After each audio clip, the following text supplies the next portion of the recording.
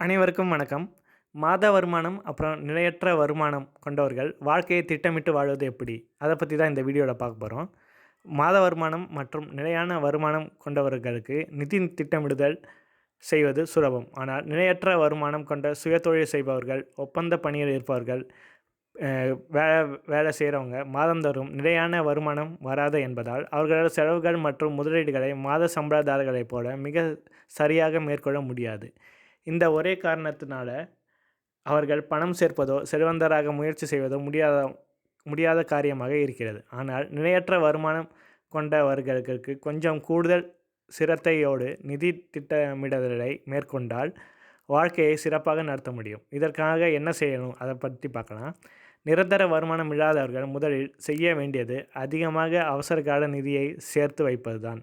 வழக்கமாக மாத சம்பளதாரர்கள் குடும்ப செலவு, காப்பீடு பிரீமியம், கடன் தவணை, முதலீடுகள் எல்லாம் சேர்ந்து மொத்தம் 6 மாத செலவை 3 முதல் 6 மடங்கு தொகையை அவசரகால நிதியாக வைத்திருக்கும் பட்சத்தில், நிலையான தொடர் வருமானம் இல்லாதவர்கள் 6 முதல் 12 மடங்கு தொகையை வைத்திருப்பது நல்லது. அப்போதுதான் சில மாதங்கள் வருமானம் எதுவும் வரவில்லை எனில் நிலைமையை சுலபமாக சமாளிக்க முடியும். இந்த அவசரகால நிதியானது தேவைப்படும் போது எடுத்து பயன்படுத்துகிற மாதிரி இருக்க வேண்டும். வங்கி டெபாசிட் அல்லது கடன் ஃபண்டுகளில் இந்த நிதியை சேர்த்து வைத்திருக்கலாம்.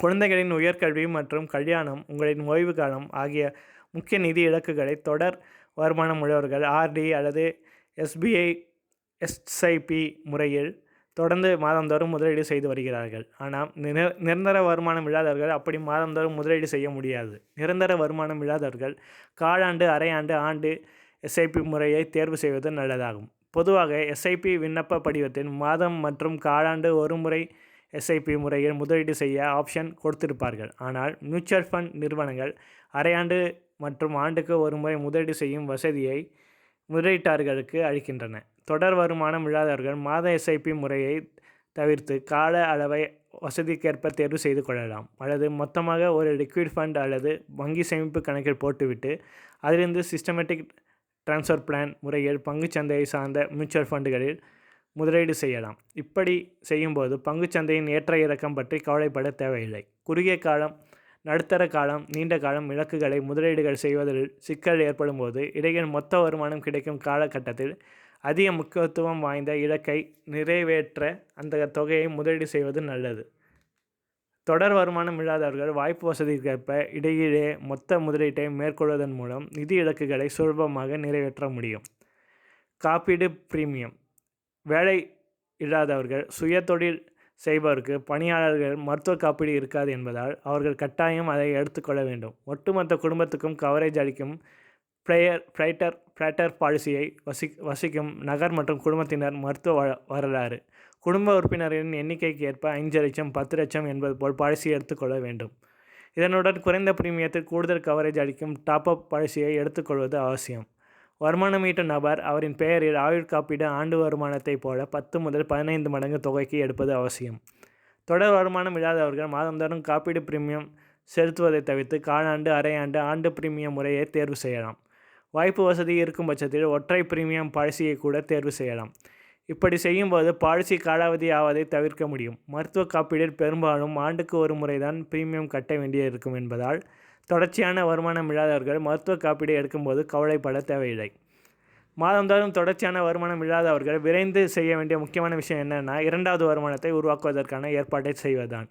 2வது வருமானம் என்கிற போது வேலை, தொழில் தவிர வீடு வாடகை வருமானம், முதலீடு மூலமான வருமானம் போன்றவையை குறிப்பிடலாம். தொடர் வருமானம் இல்லாதவர்கள் எவ்வளவுக்கு எவ்வளவு அதிகமான முதலீடு செய்ய முடியுமோ அவ்வளவு முதலீடு செய்து மிகப்பெரிய தொகுப்பு நிதியை உருவாக்கி கொள்ள வேண்டும். அதன் மூலம் நிலையான மற்றும் தொடர்ச்சியான வருமானத்தை அவர்கள் பெற முடியும்.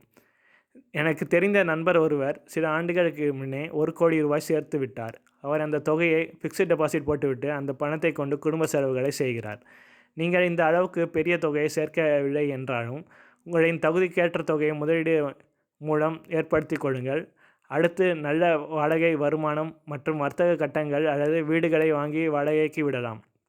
இதுவும் ஓரளவு தொடர் வருமானத்துக்கு வழிவகுக்கும். 2வது வருமானம் வேலை பார்த்தும் திறமை சார்ந்து வரலாம் அல்லது முதலீடு மூலமும் வரலாம். எனவே பணம் சேர்ப்பது ஒன்றுமே நாம் எடுக்கும் முடிவுகளுக்கு துணையாக வரும்.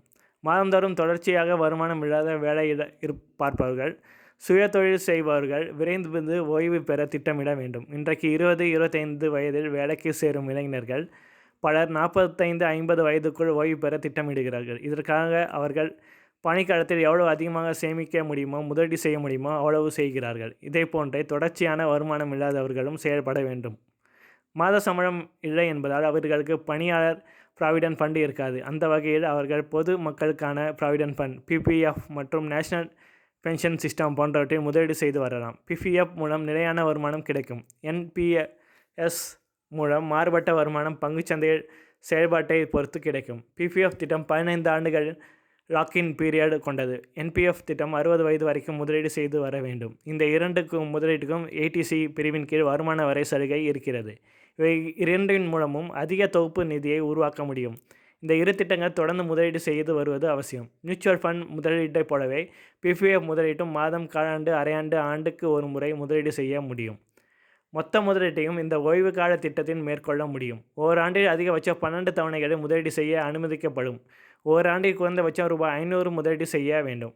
NPS திட்டத்தில் ஒருவன் மாதம், காலாண்டு, அரையாண்டு, ஆண்டுக்கு ஒரு முறை முதலீடு செய்ய அனுமதிக்கப்படுகிறது. குறைந்தபட்சம் ஆண்டுக்கு ₹1000 உள்ளது. எனவே தொடர் வருமானம் இல்லாதவர்கள் இந்த முறையை பயன்படுத்தி சுலபமாக ஓய்வுகால தொகுப்பு நிதியை திரட்டி கொள்ள முடியும். இந்த விஷயத்தை எல்லாம் ஒருவர் செய்யும் பட்சத்தில் அவர் நிலையான வருமானம் பெறவில்லை என்றாலும் பெரும் பணத்தை சேர்ப்பது உறுதி. நன்றி.